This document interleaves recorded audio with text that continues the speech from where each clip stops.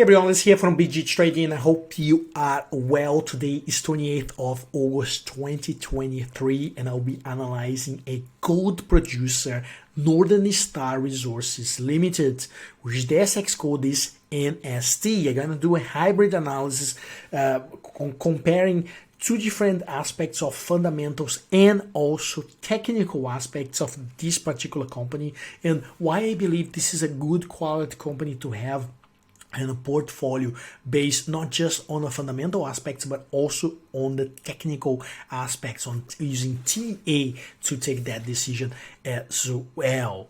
So let's have a look.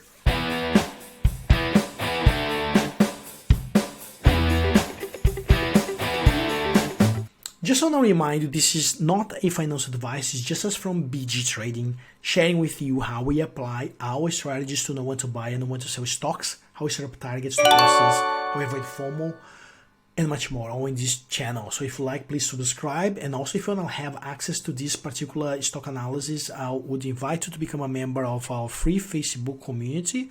We call the Buy, Grow, and Sell Strategy for Share Traders. In this community, we post a lot of great quality content, some of our results, some of warnings for investors regarding potential crash opportunities or stocks that are trading at technically discounted price and could set to rallies. So very interesting community. Make sure you are there as well. Now let's kick off with Northern Star Resources Limited. Northern Star is one of the Australian leading gold producer together with Evolution Mining and Newcrest Mining.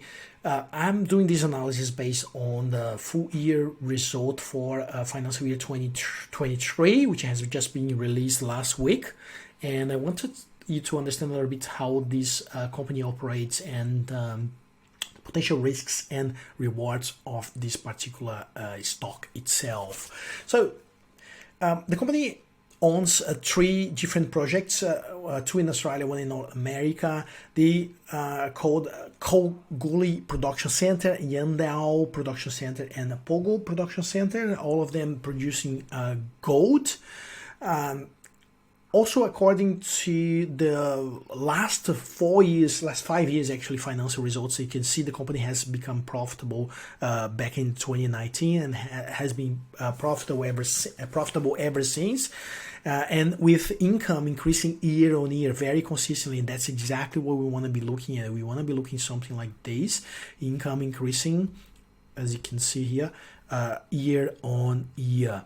And this particular financial year 2023 and went up another 9% from the financial year 2022, and now income was $4.1 billion income. So it's revenue, which is very good for this type of company.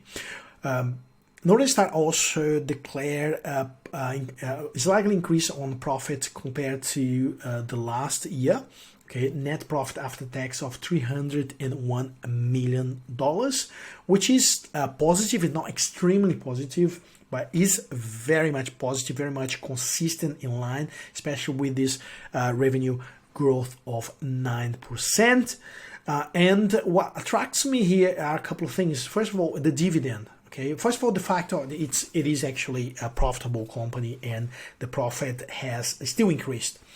But also the fact the company has been increasing the dividends and finally buybacks, about $127 million share buybacks, and then essentially what does it improves the share price. Exactly, improves the share price and gives investor more confidence. In fact, if you're gonna look into what are the investors here, you can see are a lot of institutional funds and superannuation funds holding this particular stock. Okay, so another thing you really need to understand when you analyzing gold stocks is the annualized all-in sustainable cost, which this is a very important key fundamental metrics for any gold stocks. And a lot of people sometimes come up with stocks, gold producers that will just start producing with all-in sustainable cost over $2,000 US, and obviously or if with a very short margin, what happens is obviously the lower the all-in sustainable cost is, the better, the larger will be the margin for their production, and that is one of the reasons we like this particular stock. So all-in sustainable costs relatively low for the industry, increase of dividend and share buybacks happened, and finally obviously increase of income, increase of revenue. The guidance is also positive. The company sort of reporting a modest growth for FY 24, but it's still going to be still looking to growth, and it's still very similar all-in sustainable cost as well, in line with FY 23. So FY 24 should be a positive year, especially if gold prices start going up again and start reaching sort of $2,000 a ton. Gold price tends to outperform when inflation kicks. The key thing here is how long this inflation will keep lasting, and if eventually recession starts tuning in. So what are the central banks around the world start doing? What Fed's gonna do? Fed start decreasing interest rates? It looks like not, because not yet. So that's one of the reasons it spooked the market last week or two, because Fed just stepped in saying that am I going to keep interest rates at highest level like this for longer than expected, and potentially even do a further interest rates cut. That is potentially good for gold, because that brings a lot of uncertainty in business, in the finance and everything. But obviously if Fed start cutting rates next year, then what's going to happen is US dollar down, gold prices up. Essentially that's what happened with this sort of macroeconomic logic. Sometimes it doesn't happen exactly like this, but the bottom line here is sitting into a really good quality company, not just a stock that has fundamental and technical aspects positive. Now, from the technical aspects, if using BGS 20 strategy, what we're going to do is want to find what is the ascendant trend level, and also what is the hypothetical support and hypothetical resistance level for this particular company. And this works really well because we're talking about mature company that is very consistent in earnings, and obviously even improving, which is even more positive. But the key highlights for me here is those green candles on Heikenatsu, which is the first signs of reversal. Then we had a bullish intersection level 2 right here, the yellow line crossing, sorry, the candle crossing the yellow line. And then we have the candles under the SMA 250 and the SMA 240 all together, which puts the stock at technically discounted price. Not now anymore, now it's technically fair price, but last week, that's when we bought the stock. Put the stock at technically discounted price is still pretty reasonably well placed for a strategic entry.